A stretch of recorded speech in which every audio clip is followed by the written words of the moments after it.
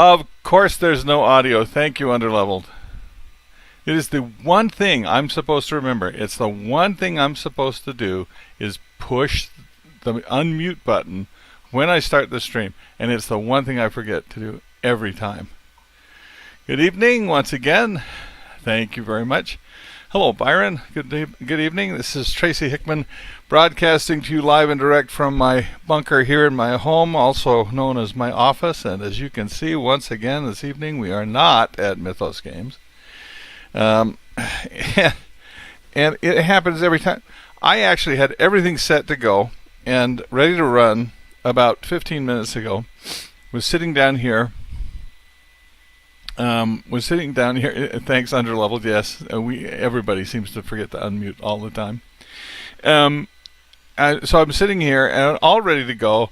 I was looking over some stuff that I wanted to share with you this evening, and thinking, this had been a lot of fun. Hello, Kari. Welcome to our program this evening.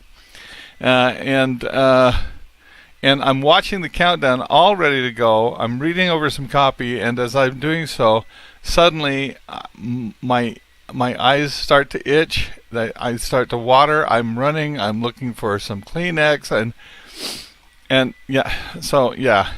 every time I start this show, for whatever reason, something at the last minute goes crazy.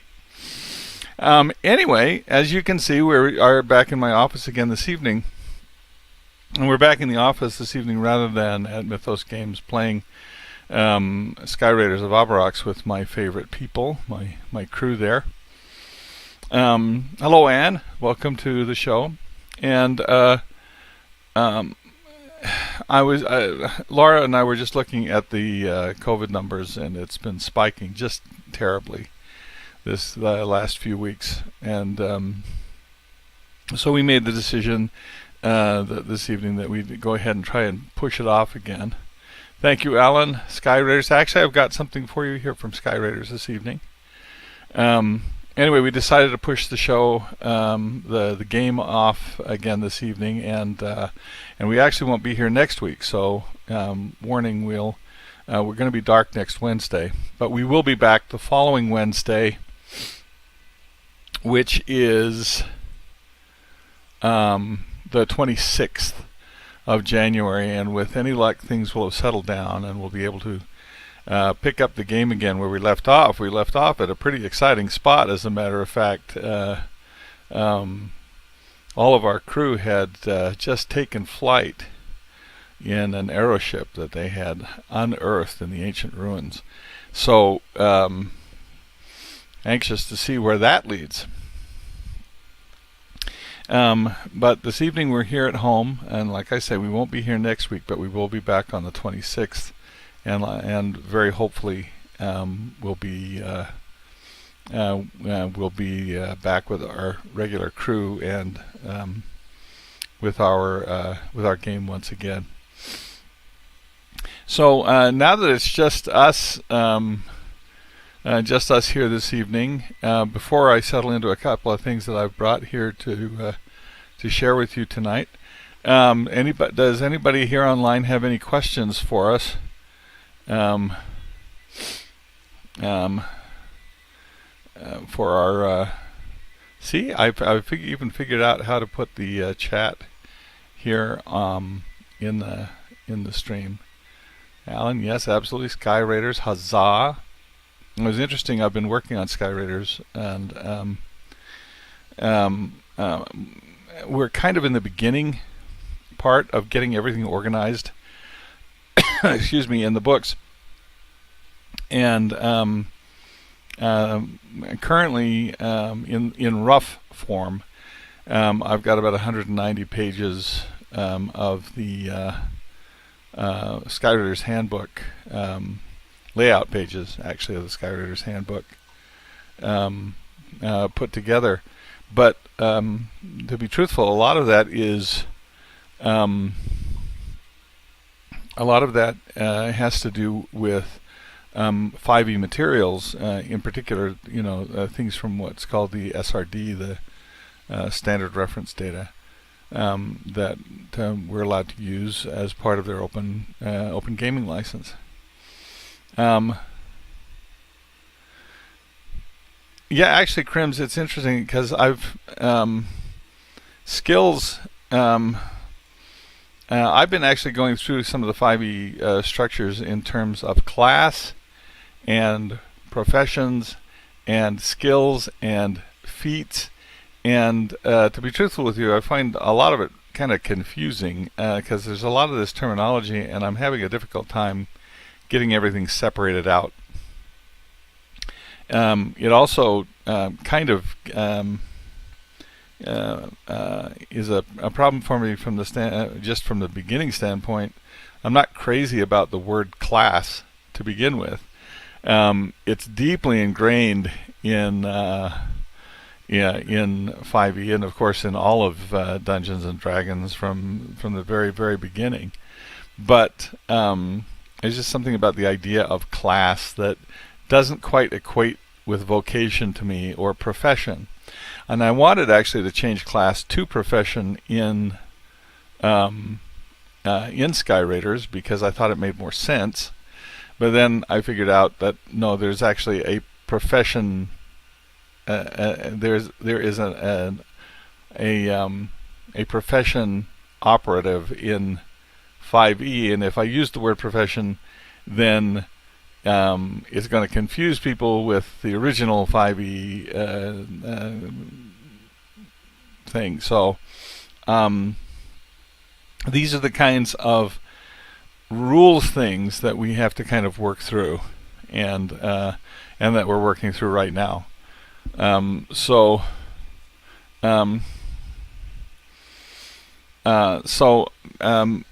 But skills and the way I at least interpret skills are going to be very important to us, especially because when we begin, nobody really is going to have the skill of being an aeronaut.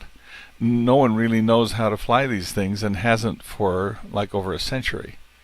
So as player characters, as players in the game, we have to be able to acquire these skills. And especially today, I think in our times today, people are changing professions a lot, and the idea of changing professions, or in D&D terms, changing class, okay, makes more sense now, I think, than it did in the olden times. You know, when people worked for a company forever and got the gold watch. We're still taking a look at that. Laura and I are still taking a look at that in terms of rule structure, but I do want to have malleable skill within the game in some form. We're just trying to figure out what makes the best sense for that within the structure of the game.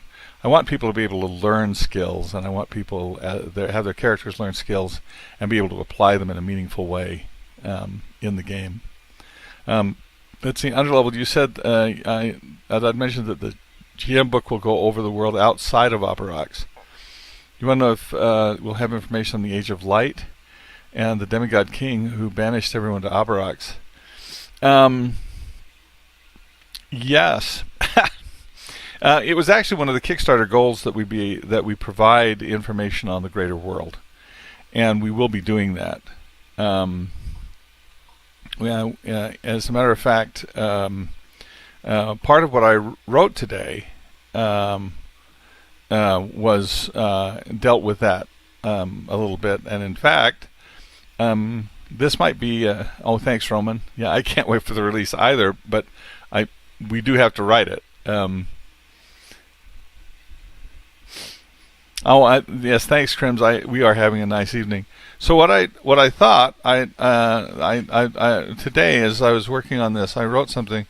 I'd like to read it to you if you don't mind. Is that all right with everybody if I read some of the text from Sky Raiders here that I wrote today?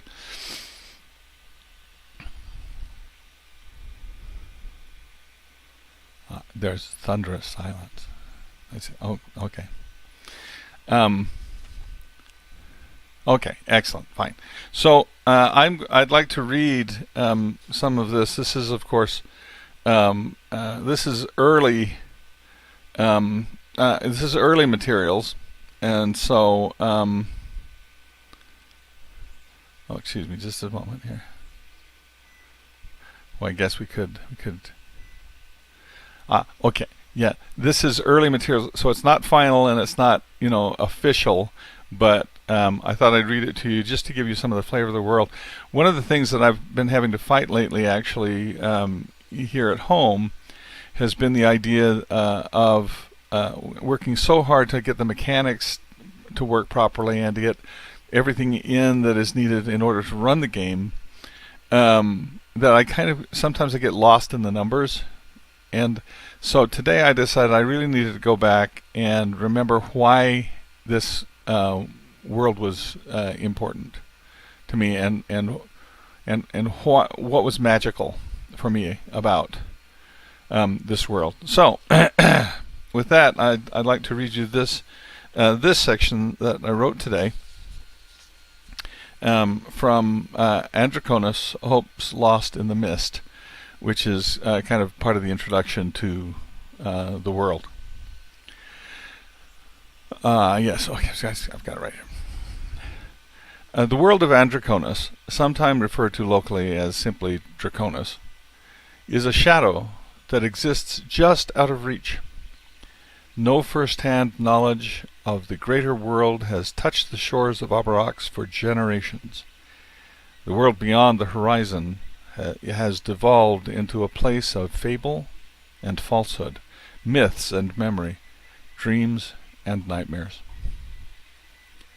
The great kingdoms had abandoned Aberox and faded away behind a veil of doubt and longing. Before the fall, shattered myths. Reliable history of the world has been lost to Aberox. The fall of the Keepers and the period of chaos that followed effectively obliterated any reliable history before. Terminus was sacked by competing war parties over several years during the Possession Wars. Its books either burned or sundered. Competing self-interests among the hastily installed warlords necessitated constructed myths of manifest destiny and divine right. What little had been gathered since is largely apocryphal. There has been a concerted effort by the Barong of Petar over the last few decades to record oral traditions from numerous sources and cultures of the Arrhenius coast, and to collect as many surviving records as possible from before the Gatefall. But the history of the past has remained elusively eclectic. Individual cultures on the coast tell different stories about the origins and the history of the past. Most of these histories and mythologies are contradictory and almost certainly untrue. While each of the different cultures on Aberox differs considerably regarding the details, see Aberox Cultures on page 36, the tales they tell of the time before the fall are along similar lines. The Imperator, greatest of the dominions of man, exerted its force and law over a quarter of the known world. Its influence spread with the tendrils of trade into every sovereign state of diverse ancestry and custom. Fleets of the Imperator airships filled the skies, dispensing unquestioned justice from above. Not everyone welcomed the Pax Imperator, the peace of the empire. Those who resisted were crushed with cold steel and an unflinching will. Its allied states, either by choice or by necessity, supported the Pax. If they did not actively participate, they at least did not oppose the imperial will. Resistance was shattered wherever it was encountered. The few remaining shards were swept into the aeroships and transported beyond the borders and seas to the distant isle of Aberox. The ships descended from the clouds over the small trio of islands called the Three Sisters, before catching sight of the southwest of the Abarox coast and the grand sweep of Iron Bay. Atop a dark crescent of cliffs, streaked with cascading waterfalls, they saw Termina, the prison city. The aeroships crossed above the cliffs to the stone docks of the quay. It was an enormous stone structure that looked like a coliseum with stone horns where the ships could dock.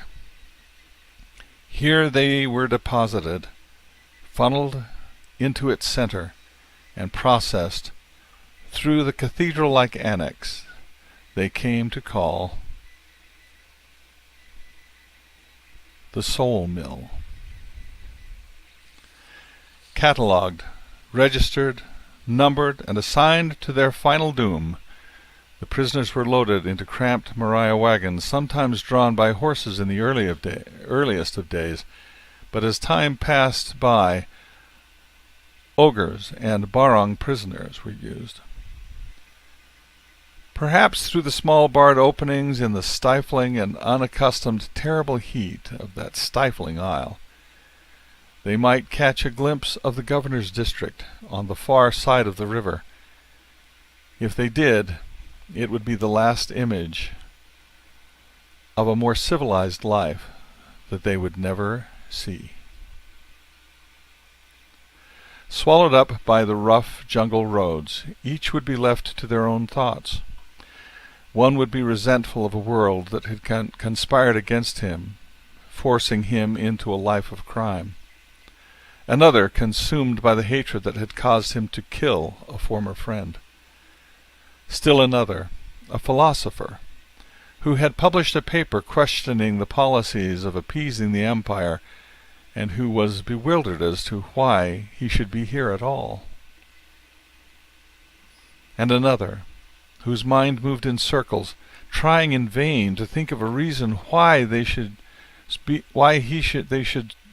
be so badly treating him, and certain somehow that the mistake would be discovered and that he would certainly be freed, perhaps with an apology or some compensation.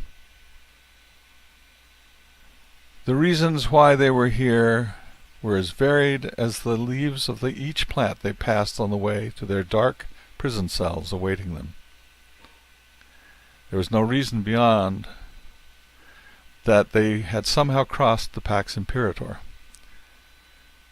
Whether they understood it or not, it was reason enough to separate them from their wealth, their friends, their family, and their lives.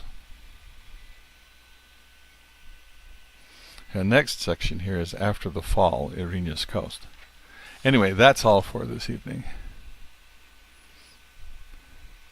No, this is not a book. This is text from the Skywriter's Handbook, actually, that we're getting ready for everybody as part of the Skywriters program.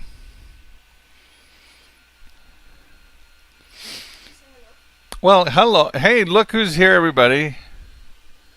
Say hello. Hello. This is Laura. She's come back. She had a nice visit with her friend. That's true. Yes. And then she's come back, and she's come to say hello. Yes. We're having a little meet-up here this evening. Well, that's good. Yes. That's good. Okay. Oh, look at all of you. I know. Look at all these Hi. people talking and Hi. seeing. They like you. They really like you. That's nice. Yeah. I'm going to go make cookies. What's that? I'm going to go make cookies. You're making cookies. Do we have to share? Oh. Laura says we have to share. Come on over, everybody. Oh, wait. I guess not. Laura says you can't come over. We're not ready to entertain. And besides, there's like... well, hello, Abel. Yes, and so, yes, Laura's going to make cookies, but you can't come over because we have COVID. Well, we don't have COVID. As a matter of fact, I went and took a COVID test just last Friday. Oh, thank you. Lester brought his own cookies. Well done.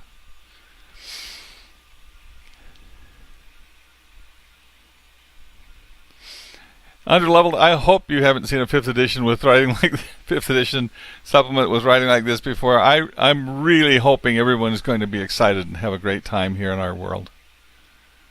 Yes, as a matter of fact, you will be able to play an ogre in Aberox. We have.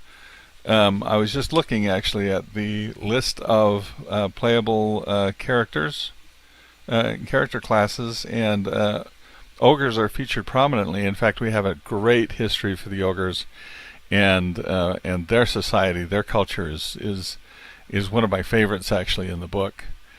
The Barong are a new class that, excuse me, are a new ancestry that we're introducing into 5e here with our books.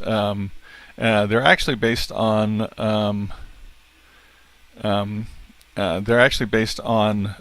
some Hindu mythologies from my old stomping grounds in Indonesia, and so I'm very excited to introduce them to all of you. This kind of a Black Panther, huge Black Panther creatures, and they are very cool. Their culture is very cool and very interested. They're very much into history and the acquisition of knowledge and the use of knowledge, but at the same time their own history is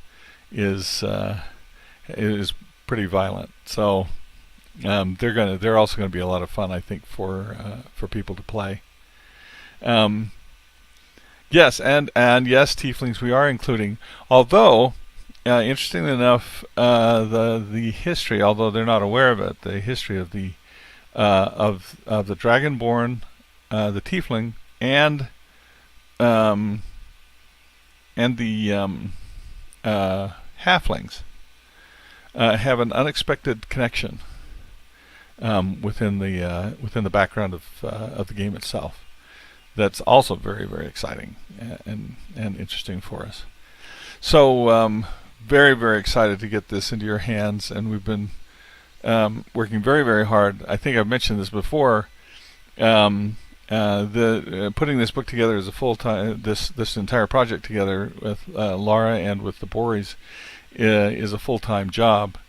But I also have another full-time job. So it's a busy time here for us. Well, yes, you could play a rogue ogre. Absolutely, you can play a rogue ogre if you like. And in fact, our new structure that replaces race within our game.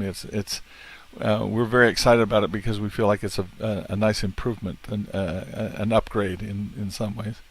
An enhancement is the way Laura likes to put it, where you can choose your ancestry, which would be ogre, but then you also can choose the culture in which you were raised, and that will affect actually the mixture of those two gives a really wonderful combination, both in terms of background of your character, but also in terms of character abilities, because it's not all about the race, but it's a combination of the ancestry, your genetic ancestry, and also where you were raised. So I'm very excited to get that into your hands.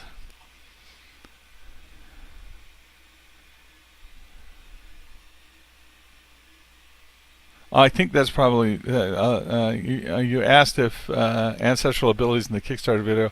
Saw it mentioned percentages. Yeah, that was kind of a placeholder. We're still working very hard to make sure that system is both malleable and interesting. So, yeah. Will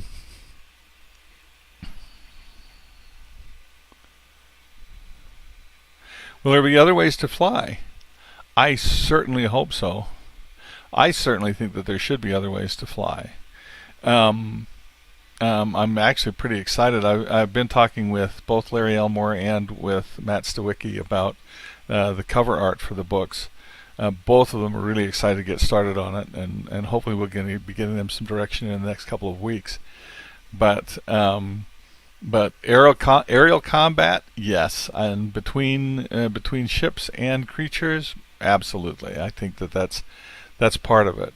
Can we ride creatures into battle? I hope so. I would want to. It's going to be quite an amazing world, and we're working very hard right now on some new things for you in terms of being able to create adventures for Sky Raiders.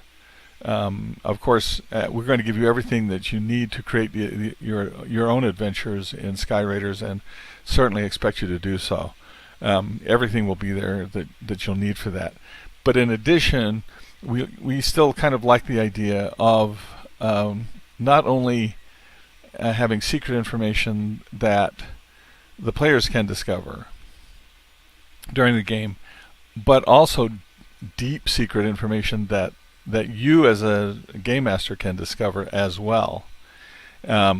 So there's a bigger game here that we're working on that may be apparent on the game or on the table. So yes, very, very, very excited about that. Yes, exactly, Underleveled. We want to give you the tools that you need to make your own adventures here, because this is such an expansive world, such a big world, with the opportunity to paint your own corner of the world the way you'd really like it to be. And so much adventure hook that we have in here worldwide. We did promise that we would be, as part of our stretch goals, that we would be providing you with information about the world at large. And that's especially important in the Game Master, the Game Master's book, so that you'll be able to create the adventures of your own. And we're working on some other tools too, and we'll let you know about those as we get closer and more into it. Anyway, I hope you enjoyed our little reading here this evening. I did also want to show you, as you probably knew from last time, I have been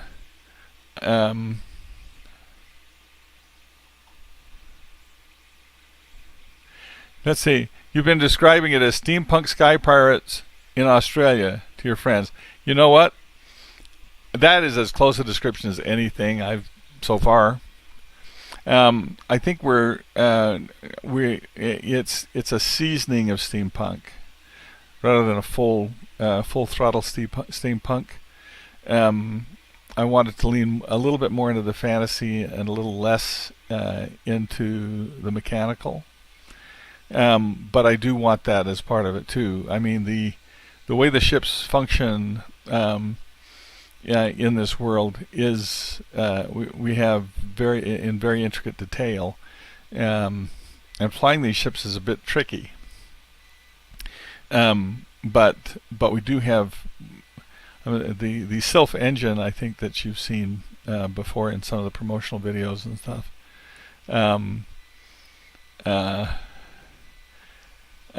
Is really quite an interesting piece, and being the harpist on a ship is an interesting job.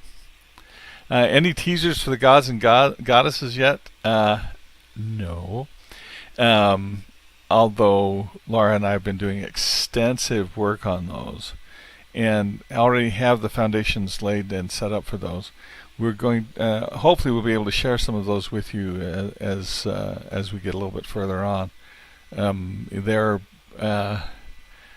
It's like so many other aspects of this world. The theology of this world is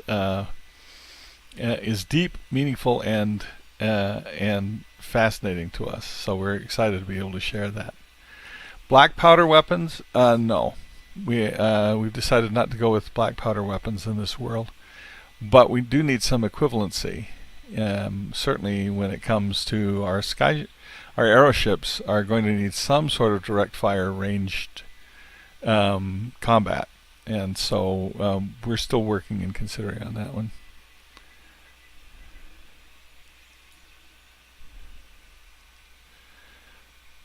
Lester, I think that's fun.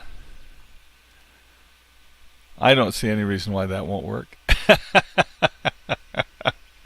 As a matter of fact, as I read your description here, the rogue ogre brought up in the culture of her adopted halfling and elf parents, I kid you not, I actually can tell you that in the rule set that we are building, you could actually have that character, and I can see in my head exactly how you could get to there.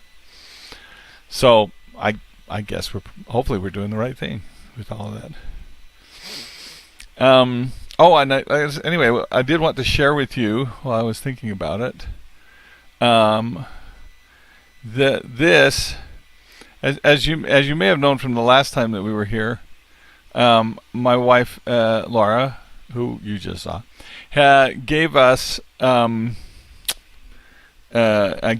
a 3D printer for Christmas, and ever since I got it functioning, it's just been making stuff.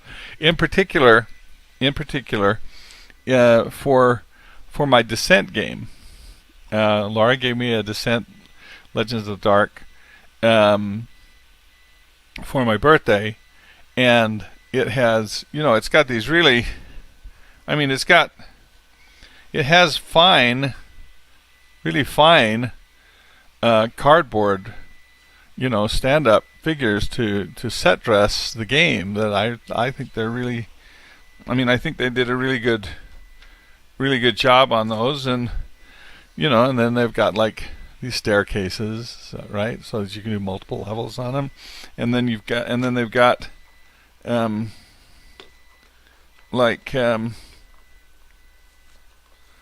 these stands, right, to insert the board pieces so that they are on multiple levels. It makes for a really interesting and very exciting board. But cardboard, the cardboard figures that are provided are fabulous, and I love them. But I also found online a place that made 3D printable replacements, so that and so they look like. So these are some of the ones that I've done. Okay, so right, instead of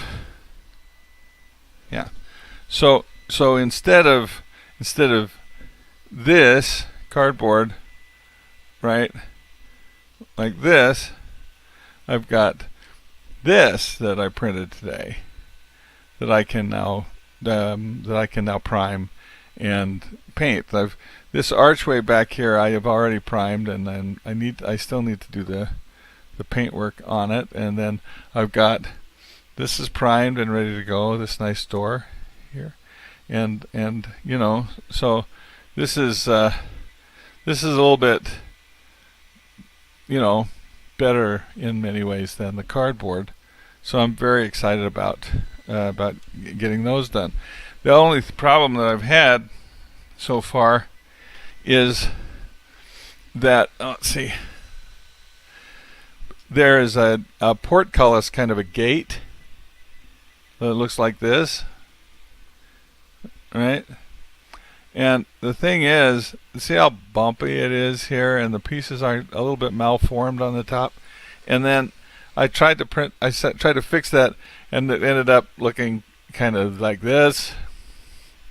That's not right. That's just not right. And then I tried to print some today, thought I'd fixed it, and I tried to print some today, and that was a complete disaster. An absolute complete disaster. So instead, so let's see if I've got this. I'll show you what I've decided to do. I decided that printing it vertically was what was giving me all my troubles. Here, let's see here. And so what I've done is I can't even see what I'm doing here because it's working on it. So I decided to lay it down flat and print it that way, so that it wouldn't have any opportunity to wiggle around and get misbuilt. So we'll see if that works here today. Abel says he wants a 3D printer. I don't blame you, man. I'm really enjoying it. I guess I could call it weathering, but when they come apart, that's just not good. Hello, Thomas. Welcome.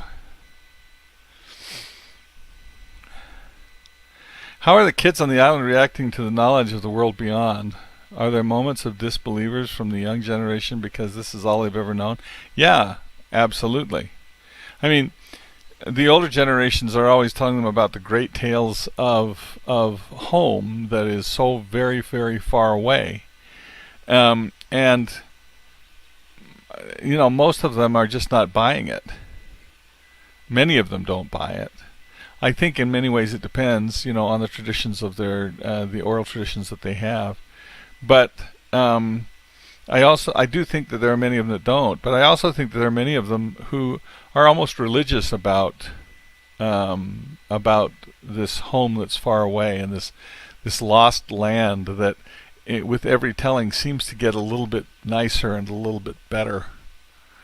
You know, and in some ways, I think that's very apropos to our own experience. I mean, I watched a movie with Laura the other day. I think it was called Paris at Midnight, I think is the name of it. It was a Woody Allen film. And in this movie, the main character gets in this car and goes back in time to visit, and he's a writer, and he goes back and he discovers F. Scott Fitzgerald, in the 20s in Paris, and thinks, wow, this is the time to be, is this time in the past when it was so much better than everything. And he meets a woman there in the past who says, oh, I wish I were in this other past that was further back, and that was a better time. And they go back in time even further back, and they go back there, and they excuse me, they meet Toulouse-Lautrec, and he and his friends are reminiscing about, well, wouldn't it be great if we could go back at 20 years in the past when things were so good. Everybody in this movie, every time they go back into the past, the people that they meet there want to go to a better time that was before. And I think that's very much like people. I think that as excuse me, as I think Jon Stewart said in his book on America, we want to go back to a kinder, gentler, and better time that never existed. And in many ways, I think that's a kind of a universal truth for many of us. Yes, it is going to be a pretty big moment when you get off the Albarox Island and with your aeroship and fly off the island to reach uncharted lands. But they're uncharted to you. There may be other people who are out here for whom there is a bigger universe that you need to connect with. And for that matter, even Albarox itself, the Arenas coast is only about 40 miles deep, and there's an entire island here that really has yet to be explored by the people on the coast. There's Sparta, which is a kind of a barbarian settlement on the far side of the mountains, which is almost the last outpost of that our characters know of.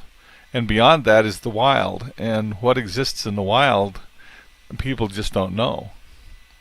They do know it's a dangerous place. They do know that there are things that are out there that make it extremely dangerous, and some sort of people out there that make it extremely dangerous. And so, but the rest of the island hasn't really been explored yet, and so it's not just yes, you'll be able to go to other islands as well and encounter there, but even the island of Avarox itself offers a host of opportunities for exploration and expansion. So, excuse me. So we're the world's going to be and yes, it's going to be a pretty big moment when you get off island. Navigating is going to be an issue. Finding maps is going to be an early issue, especially since Termina was so badly ransacked previously, and so many materials were lost. So just finding the means of navigating to another island, and to other islands and to other lands beyond that, is going to be one of the early challenges for our players within the game. Oh, excuse me, heavens! I think I'm losing my voice here this evening. I did. I've. Does this world have an Underdark? Yeah, yes, I'm going to say it does. Although it may be a different definition from a traditional Underdark. I did go in a bit of a crazy story. On Sunday, I happened to be speaking with a good friend of mine, and oh no, your chat didn't go through? Well, that's too bad. Well, I can see you now. THR33D 33rd. But so it's there now. So welcome back.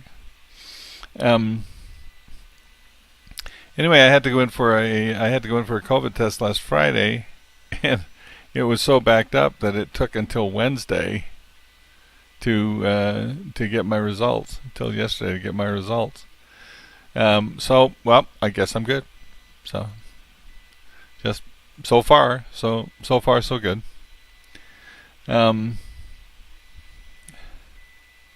Yeah, it's true. Laura's made me want cookies now too, and I'm not sure exactly what cookies she's making back there, but I'm sure they're going to be amazing. Because I don't know if many of you know, Laura has a blog called Baking Outside the Box, and in which there's all kinds of amazing cookie recipes, which I enjoy tremendously. In fact, I love it when she tests out new recipes because I get to test them out, and they're always really very, very good.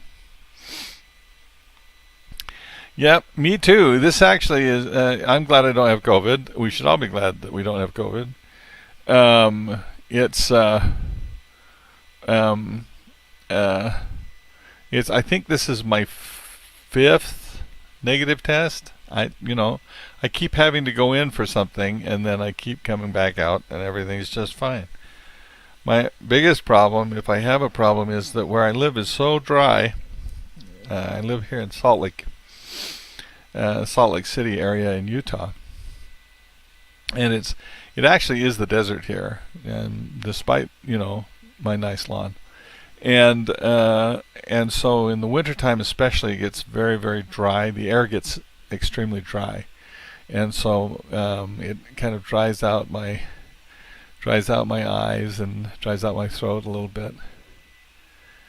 Let's see. Are demons and devils going to be a thing? I think a word in my thing I'm trying to send is preventing me to send it. Oh, that's interesting. Oh, there's some sort of censorship going on here? Censorship. Are demons and devils going to be a thing? Yes, they're going to be a thing, and they're going to be a thing. Different things in different cultures, but yes, there is certainly a place in the theology of this world for demons and devils and the like. The biggest thing that Laura and I are dealing with, I think, at the moment is the ethos system, and coming to a better understanding of an alternative view to good and evil. Not that there isn't good and evil in the world. There are certainly both of those things. But as I think we stated in our book, evil is something you call someone else. That even the worst people in the worst characters in history have never thought of themselves as evil. And they've always justified, of course, within themselves their actions. And so, if there is, so how does one deal with that in terms of the game, and in terms of dealing with characters within the game? We have, I think we're very happy with the idea of lawful and chaotic and neutral as proper ethos poles, and I think those work really well. But we've been talking about the idea of internal and external, of inclusive and exclusive. The idea of including other people in one's ethos, or excluding people in one's ethos, and that's interesting, but it doesn't quite cover it, I think, in many ways. And so one of the things I'm thinking about more recently and today has been benevolent and malevolent, and the difference between those two poles and what that may mean. Benevolent is benevolent has both of those terms have to do with other people. Being benevolent is something that you do to someone else. Being malevolent is something you do to someone else. And so, rather than think of intrinsic good and evil, I think it may be more interesting to examine it as an ethos in terms of how we deal with others, as opposed to how we deal with ourselves internally. And I think that may actually be a better key. But it's interesting it was interesting for me to note just how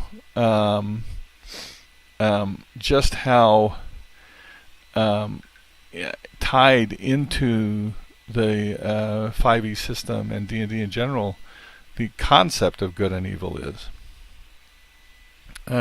There are spells specifically about detect good, detect evil. And I'm thinking that the idea of detect benevolence, detect malevolence may be a better approach to that. Jared, you're asking, are you diving into my old notebooks for ideas and things you always wanted to do, but the old guard axed? If you can, what's a big one that you've always wanted that you can do now? That's a very good question, actually. I think I don't know if there's any one specific thing that we couldn't do that we would like to do now, or that somebody axed in the past. No specific thing comes to mind. But what does come to mind is that we don't have anybody telling us what to put in and what to leave out. That we can create the story that we want to, the world that we want to, without having to worry about the profitability of a corporation, if that makes sense. We do dive into our old notebooks for ideas, and we're constantly having ideas when Laura and I go for a drive, very often she'll bring a notebook with her, just so that we can jot things down as we talk about them and as they come to us. It's just part of our creative life. I almost said creative process, but it's not a process, it's life. We live a creative life together, and it's wonderful. So I think the one thing that both of us are very excited about is that we will be able to provide to you a world that is very much ours, and not and as good a world as we can give to you without having to worry about profitability. All of you good people that in our amazing support of our Kickstarter have made this possible, and made it possible for us to create a world setting that we don't have to worry about. So that I think is the most exciting thing. The most exciting thing for us. Excuse me. I am running out of steam here, and it looks like my printer is just about finished making my gate, which is a good thing. I need to find out what cookies Laura's making in the kitchen. That is pretty important. Do we have any more questions? Any further questions before we call our evening a good one? I do want all of you to know how very much I appreciate you joining me here this evening and listening to me prattle on here for a bit. Do I have any idea of the scale compared to Earth? How does the world compare to Earth's size? It is almost identical to Earth's size. And we know pretty much the lay of the land for the entire planet. We're thinking pretty big here. Where's a good spot to start the Dragonlance novels? I think most people agree that the best place to start them is at the beginning, which would be Dragons of Autumn Twilight, the first books that we did in the series, Dragonlance Chronicles #1, Dragons of Autumn Twilight. It's very early work. Meaning that it was very, very early in our career, and so in some ways there's an innocence to it in its writing, but that's okay too. We love it dearly, and the characters are classic now. So if you're going to get started, we definitely recommend that you start there with Dragons of Autumn Twilight. Well, Laura's back. Yes? Oh, the cookies are in the oven, and I like them. What's that?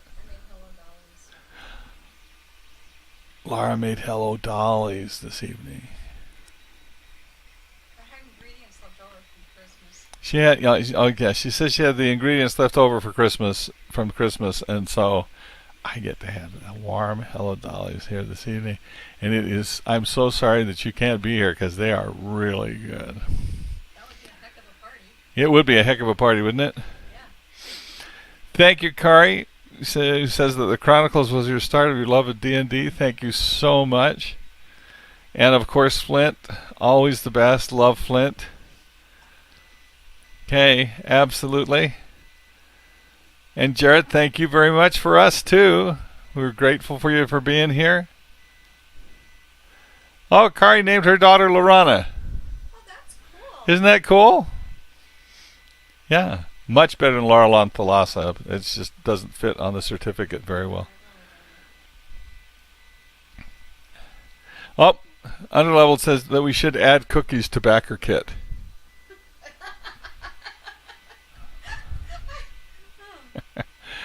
Well, okay, thank you, everybody. Thanks for joining us here this evening.